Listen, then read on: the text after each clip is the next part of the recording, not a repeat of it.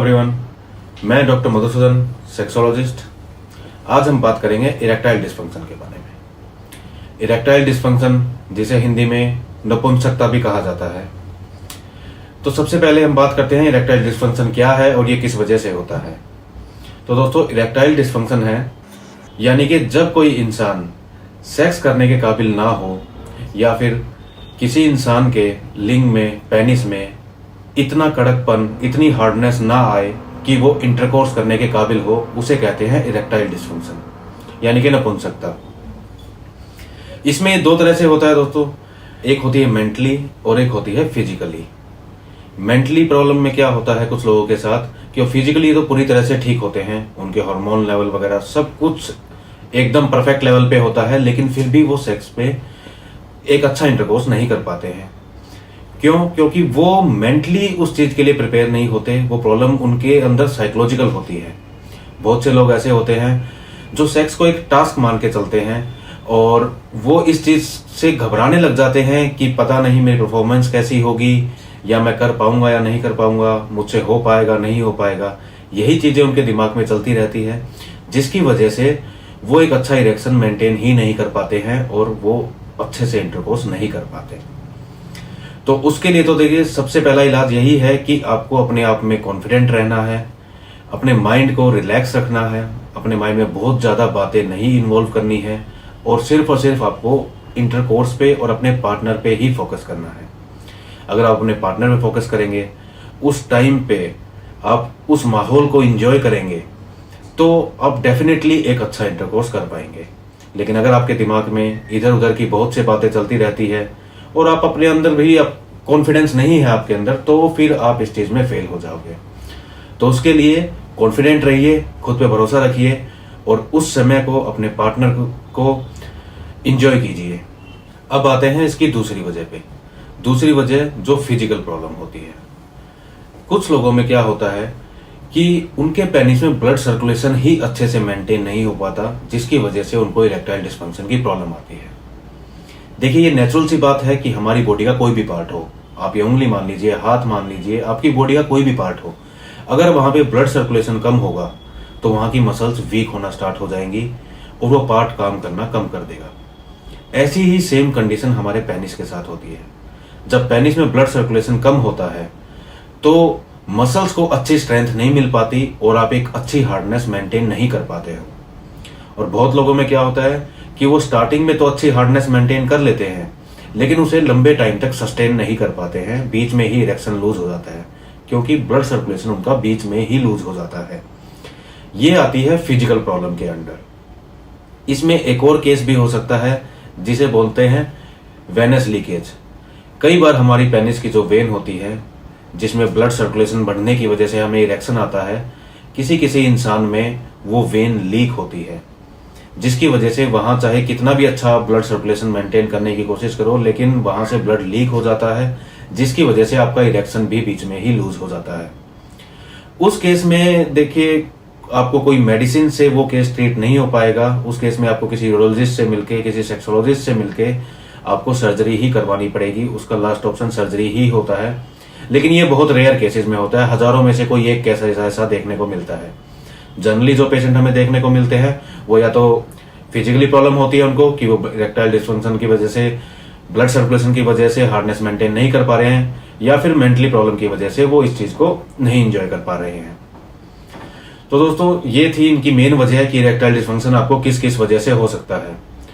इसमें एक और भी कोई रीजन जुड़ सकते हैं। जैसे कुछ लोग होते हैं जिनका लाइफस्टाइल ठीक नहीं होता, किसी का लाइफस्टाइल बहुत ज्यादा स्ट्रेसफुल होता है, किसी को एंजाइटी होती है, या फिर किसी की वो कोई मेजर इलनेस हो गई है, किसी को डायबिटीज है, कोई मेजर हार्ट सर्जरी हुई है, तो उनकी वजह से भी बॉडी में वीकनेस आ जाती है, जिसकी वजह से सेक्सुअल प्रॉब्लम आ सकती है। डायबिटीज की आपकी मेडिसिन चलती है या कुछ और बीमारियों की अगर आपकी मेडिसिन चलती है, उनके साइड इफेक्ट की वजह से भी आपको इरेक्टाइल डिस्फंक्शन हो सकता है। या फिर आपका खान पान ठीक नहीं है, आपका लाइफस्टाइल ठीक नहीं है, या आप बहुत ज्यादा नशा करते हैं, तो ये भी एक वजह हो सकती है कि आपको इरेक्टाइल डिस्फंक्शन हो सकता है। तो डायग्नोस करने के लिए कि आपको किस वजह से है ये प्रॉब्लम, एक बार अपने सेक्सोलॉजिस्ट से जरूर कंसल्ट करें, ताकि वो काउंसलिंग के थ्रू ये डायग्नोस कर सके कि आपकी जो प्रॉब्लम है वो मेंटली है या फिजिकली है या फिर आपके लाइफस्टाइल से जुड़ी हुई है। अब आते हैं इसके इलाज के ऊपर। तो अगर आपका इरेक्टाइल डिस्फंक्शन मेंटली है, साइकोलॉजिकली है, तो उसके लिए आपको किसी मेडिसिन की जरूरत नहीं है। आप अपने सेक्सोलॉजिस्ट से मिलिए, उनके थ्रू आप काउंसलिंग सेशन लीजिए। काउंसलिंग से ही आपका कॉन्फिडेंस बढ़ेगा। आपका साइकोलॉजिस्ट आपको गाइड करेंगे कि आपको अपने अंदर कैसे कॉन्फिडेंस डेवलप करना है और आपको किस तरह से सेक्सुअल एक्टिविटी के टाइम पे आपको परफॉर्म करना है, जिससे आपका कॉन्फिडेंस बढ़ेगा और आपको अच्छी गाइडेंस मिलेगी, जिसके थ्रू आपका ये जो भी मेंटली प्रॉब्लम है वो ठीक हो सकती है। सेकेंडरी अगर हम लेके चलते हैं फिजिकल प्रॉब्लम के बारे में, तो फिजिकली प्रॉब्लम के लिए हम इसके काफी मेडिसिन हम इस्तेमाल कर सकते हैं। जैसे कि आयुर्वेद में इसकी बहुत सारी दवाइयां हैं, जैसे शिलाजीत है, वो इरेक्टाइल डिस्फंक्शन में बहुत अच्छा काम करता है। लेकिन बहुत लोग क्या करते हैं, बिना किसी से कंसल्ट किए ही मार्केट में जो भी शिलाजीत के कैप्सूल अवेलेबल है, कोई भी टैबलेट अवेलेबल है, वो खाना शुरू कर देते हैं, लेकिन वो उन पे कोई असर नहीं करता। वो क्यों असर नहीं करता? क्योंकि आपकी बॉडी को जो डोज चाहिए, आपकी प्रॉब्लम के अकॉर्डिंग आपकी बॉडी को जो डोज चाहिए वो आपको नहीं मिल रही है। लोग सोचते हैं कि कुछ भी बस मार्केट से लेंगे, शिलाजीत खाएंगे और हम ठीक हो जाएंगे। ऐसा नहीं होता। हर किसी की एज अलग होती है, हर किसी की प्रॉब्लम अलग लेवल पे होती है, हर किसी का लाइफस्टाइल अलग होता है, किसी कोई बॉडी वेट अलग होती है, बॉडी स्ट्रक्चर अलग होती है, कोई डायबिटिक है, किसी को बीपी है, तो हर किसी की कंडीशन अलग होती है, जिसकी वजह से हर किसी की डोज भी अलग होती है। हर किसी को सेम डोज नहीं दे सकते आप, और सेम डोज से हर कोई ठीक नहीं हो सकता। किसी की एज 20 साल है, 25 साल है, तो उसको 250 mg भी काम कर जाता है शिलाजीत का। लेकिन किसी को कोई और प्रॉब्लम है, किसी को कोई और साइड इफेक्ट्स भी साथ में देखने को मिल रहे हैं दवाइयों के। मान लो कि किसी की डायबिटीज की मेडिसिन चल रही है, जिसकी वजह से उनको वीकनेस है, तो उसमें शिलाजीत की हाई डोज देनी पड़ती है। वो हमें पेशेंट की एज के अकॉर्डिंग, पेशेंट की रिपोर्ट्स के अकॉर्डिंग डिसाइड करना होता है कि इसमें शिलाजीत हमें कितना देना चाहिए पेशेंट को। प्लीज कुछ भी लेने से पहले अपने सेक्सोलॉजिस्ट से जरूर कंसल्ट कीजिए।